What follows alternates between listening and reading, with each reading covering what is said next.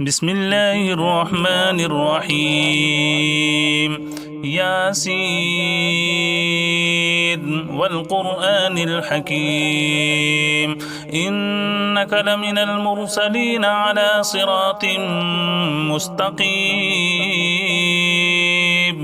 تنزيل العزيز الرحيم لتنذر قوما ما أنذر آباؤهم فهم غافلون لقد حق القول على أكثرهم فهم لا يؤمنون إنا جعلنا في أعناقهم أغلالا فهي إلى الأذقان فهم مقمحون وجعلنا من بين أيديهم سدا ومن خلفهم سدا فأغشيناهم فهم لا يبصرون وسواء عليهم أأنذرتهم أم لم تنذرهم لا يؤمنون إنما تنذر من اتبع الذكر وخشي الرحمن بالغيب فبشره بمغفرة وأجر كريم إنا نحن نحيي الموتى ونكتب ما قدموا وآثارهم وكل شيء أحصيناه في إمام مبين واضرب لهم مثلا أصحاب القرية إذ جاءها المرسلون إذ أرسلنا إليهم 2 فكذبوهما فعززنا بثالث فقالوا إنا إليكم مرسلون قالوا ما أنتم إلا بشر مثلنا وما أنزل الرحمن من شيء إن أنتم إلا تكذبون قالوا ربنا يعلم إنا إليكم لمرسلون وما علينا إلا البلاغ المبين قالوا إنا تطيرنا بكم لئن لم تنتهوا لنرجمنكم وليمسنكم منا عذاب أليم قالوا طائركم معكم أئن ذكرتم بل أنتم قوم مسرفون وجاء من أقصى المدينة رجل يسعى قال يا قوم اتبعوا المرسلين اتبعوا من لا يسألكم أجرا وهم مهتدون وما لي لا أعبد الذي فطرني وإليه ترجعون أأتخذ من دونه آلهة إن يردني الرحمن بضر لا تغن عني شفاعتهم شيئا ولا ينقذون إني إذا لفي ضلال مبين إني آمنت بربكم فاسمعون قيل ادخل الجنة قال يا ليت قومي يعلمون بما غفر لي ربي وجعلني من المكرمين وما أنزلنا على قومه من بعده من جند من السماء وما كنا منزلين إن كانت إلا صيحة واحدة فإذا هم خامدون يا حسرة على العباد ما يأتيهم من رسول إلا كانوا به يستهزئون ألم يروا كم أهلكنا قبلهم من القرون أنهم إليهم لا يرجعون وإن كل لما جميع لدينا محضرون وآية لهم الأرض الميتة أحييناها وأخرجنا منها حبا فمنه يأكلون وجعلنا فيها جنات من نخيل وأعناب وفجرنا فيها من العيون ليأكلوا من ثمره وما عملته أيديهم أفلا يشكرون سبحان الذي خلق الأزواج كلها مما تنبت الأرض ومن أنفسهم ومما لا يعلمون وآية لهم الليل نسلخ منه النهار فإذا هم مظلمون والشمس تجري لمستقر لها ذلك تقدير العزيز العليم والقمر قدرناه منازل حتى عاد كالعرجون القديم لا الشمس ينبغي لها أن تدرك القمر ولا الليل سابق النهار وكل في فلك يسبحون وآية لهم أنا حملنا ذريتهم في الفلك المشحون وخلقنا لهم من مثله ما يركبون وإن نشأ نغرقهم فلا صريخ لهم ولا هم ينقذون إلا رحمة منا ومتاعا إلى حين وإذا قيل لهم اتقوا ما بين أيديكم وما خلفكم لعلكم ترحمون وما تأتيهم من آية من آيات ربهم إلا كانوا عنها معرضين وإذا قيل لهم أنفقوا مما رزقكم الله قال الذين كفروا للذين آمنوا أنطعم من لو يشاء الله أطعمه إن أنتم إلا في ضلال مبين ويقولون متى هذا الوعد إن كنتم صادقين ما ينظرون إلا صيحة واحدة تأخذهم وهم يخصمون فلا يستطيعون توصية ولا إلى أهلهم يرجعون ونفخ في الصور فإذا هم من الأجداث إلى ربهم ينسلون قالوا يا ويلنا من بعثنا من مرقدنا هذا ما وعد الرحمن وصدق المرسلون إن كانت إلا صيحة واحدة فإذا هم جميع لدينا محضرون فاليوم لا تظلم نفس شيئا ولا تجزون إلا ما كنتم تعملون إن أصحاب الجنة اليوم في شغل فاكهون هم وأزواجهم في ظلال على الأرائك متكئون لهم فيها فاكهة ولهم ما يدعون سلام قولا من رب رحيم وامتازوا اليوم أيها المجرمون ألم أعهد إليكم يا بني آدم ألا تعبدوا الشيطان إنه لكم عدو مبين وأن اعبدوني هذا صراط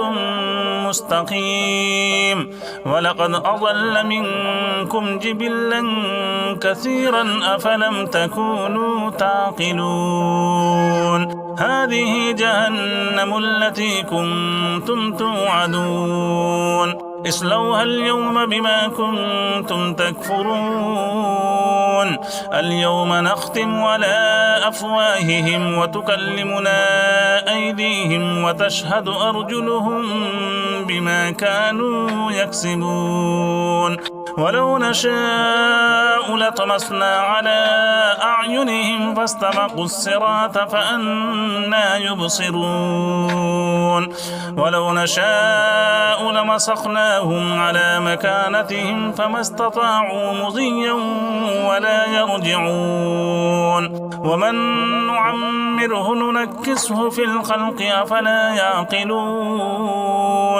وما علمناه الشعر وما ينبغي له إن هو إلا ذكر وقرآن مبين لينذر من كان حيا ويحق القول على الكافرين أولم يروا أنا خلقنا لهم مما عملت أيدينا أنعاما فهم لها مالكون وذللناها لهم فمنها ركوبهم ومنها يأكلون ولهم فيها منافع ومشارب أفلا يشكرون واتخذوا من دون الله آلهة لعلهم ينصرون لا يستطيعون نصرهم وهم لهم جند محضرون فلا يحزنك قولهم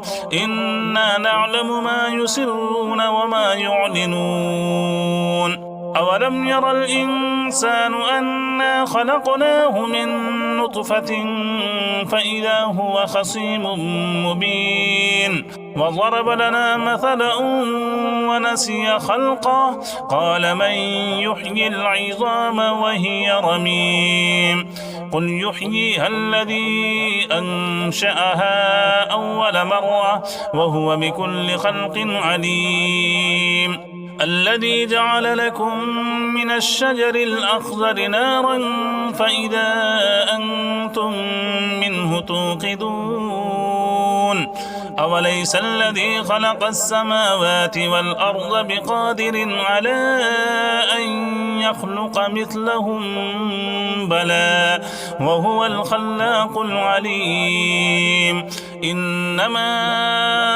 أمره إذا أراد شيئا أن يقول له كن فيكون فسبحان الذي بيده ملكوت كل شيء وإليه ترجعون بسم الله الرحمن الرحيم الرحمن علم القرآن خلق الإنسان علمه البيان الشمس والقمر بحسبان والنجم والشجر يسجدان والسماء رفعها ووضع الميزان ألا تطغوا في الميزان وأقيموا الوزن بالقسط ولا تخسروا الميزان والأرض وضعها للأنام فيها فاكهة والنخل ذات الأكمام والحب ذو العصف والريحان فبأي آلاء ربكما تكذبان خلق الإنسان من صلصال كالفخار وخلق الجان من مارج من نار فبأي آلاء ربكما تكذبان رب المشرقين ورب المغربين فبأي آلاء ربكما تكذبان مرج البحرين يلتقيان بينهما برزخ لا يبغيان فبأي آلاء ربكما تكذبان يخرج منهما اللؤلؤ والمرجان فبأي آلاء ربكما تكذبان وله الجوار المنشآت في البحر كالأعلام فبأي آلاء ربكما تكذبان كل من عليها فان ويبقى وجه ربك ذو الجلال والإكرام. فبأي آلاء ربكما تكذبان؟ يسأله من في السماوات والأرض كل يوم هو في شأن. فبأي آلاء ربكما تكذبان؟ سنفرغ لكم أيها الثقلان.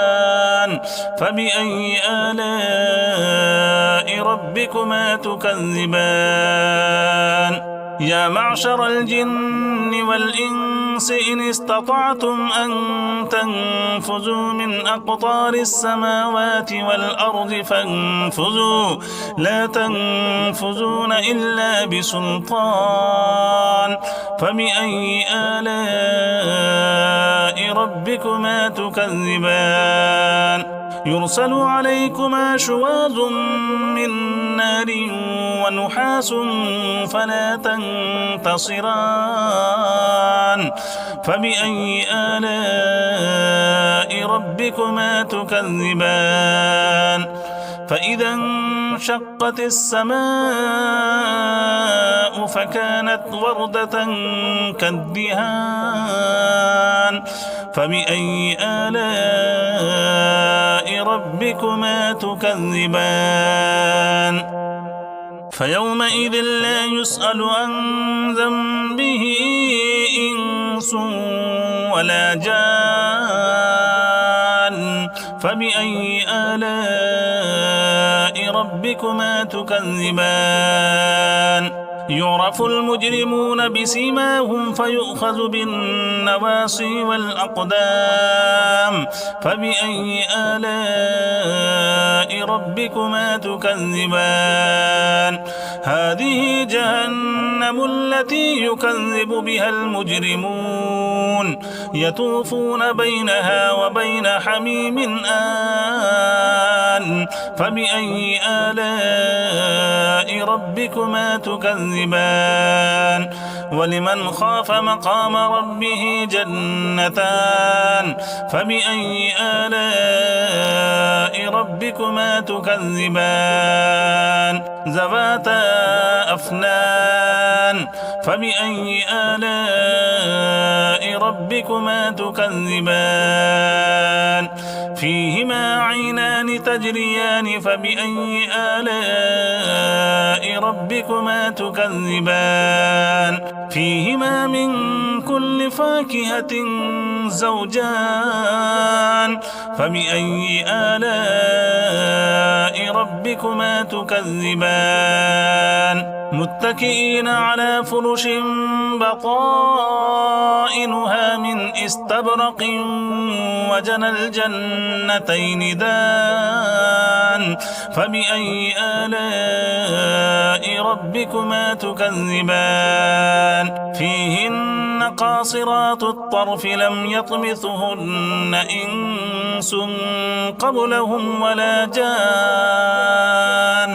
فبأي آلاء ربكما تكذبان؟ كأنهن الياقوت والمرجان. فبأي آلاء ربكما تكذبان؟ هل جزاء الإحسان إلا الإحسان؟ فبأي آلاء ربكما تكذبان؟ ومن دونهما جنتان. فبأي آلاء ربكما تكذبان؟ مدهامتان. فبأي آلاء ربكما تكذبان؟ فيهما عينان نضاختان. فبأي آلاء ربكما تكذبان؟ فيهما فاكهة ونخل ورمان. فبأي آلاء ربكما تكذبان؟ فيهن خيرات حسان. فبأي آلاء ربكما تكذبان حور مقصورات في الخيام فبأي آلاء ربكما تكذبان لم يطمثهن إنس قبلهم ولا جان فبأي آلاء ربكما تكذبان متكئين على رفرف خضر وعبقري حسان فبأي آلاء ربكما تكذبان تبارك اسم ربك ذي الجلال والإكرام بسم الله الرحمن الرحيم والنجم إذا هوى ما ضل صاحبكم وما غوى وما ينطق عن الهوى إن هو إلا وحي يوحى علمه شديد القوى ذو مرة فاستوى وهو بالأفق الأعلى ثم دنا فتدلى فكان قاب قوسين أو أدنى فأوحى إلى عبده ما أوحى ما كذب الفؤاد ما رأى أفتمارونه على ما يرى ولقد رآه نزلة أخرى عند سدرة المنتهى عندها جنة المأوى إذ يغشى السدرة ما يغشى ما زاغ البصر وما طغى لقد رأى من آيات ربه الكبرى أفرأيتم اللات والعزى ومناة الثالثة الأخرى ألكم الذكر وله الأنثى تلك إذا قسمة ضيزى إن هي إلا أسماء سميتموها أنتم وآباؤكم